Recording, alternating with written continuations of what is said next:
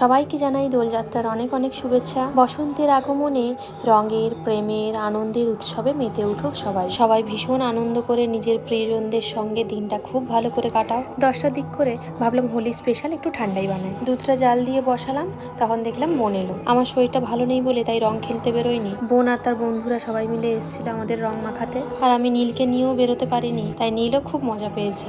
মিমিকে নিজের হাতে রং মাখিয়ে দিল। ওরা চলে যাওয়ার পরে আমি স্নান করে চলে গেলাম ঠান্ডাই বানাতে।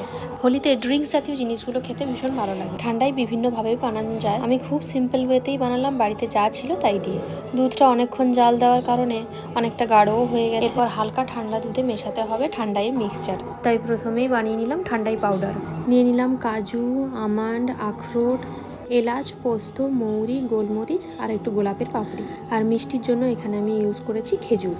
তোমরা চাইলে চিনি দিয়ে বানাতে পারো, কিন্তু আমি হেলদি ওয়েতে বানানোর জন্য খেজুরটা ইউজ করেছি। দুটো মাত্র খেজুর নিলাম, কারণ এটাতেই ভালোই মিষ্টি হয়ে যাবে। ব্যাস মিক্সিতে পেস্ট করে নিলেই পাউডারটা রেডি হয়ে যাবে। এরপর হালকা গরম দুধে পাউডারটা ঢেলে একটু ফ্রিজে ঠান্ডা করতে দিতে হবে। ছোটবেলায় হোলির দিনে আমরা ঠান্ডাই খেতাম না, তখন কারোর বাড়িতে রং মাখাতে গেলে আমাদের দিত লাড্ডু, মিষ্টি, আর তাই পেয়ে ভীষণ খুশি। এখন খুব একটা রং খেলা হয় না, কিন্তু ছোটবেলায় খুব রং খেলতাম। আমার মনে আছে এই সময় আমাদের থার্ড টার্মের পরীক্ষা থাকতো, আর মা বারবার করে বলে দিত বেশি কিন্তু রং খেলবি না, ঠান্ডা লেগে গেলে জ্বর চলে আসবে। কিন্তু কে শোনে কার কথা।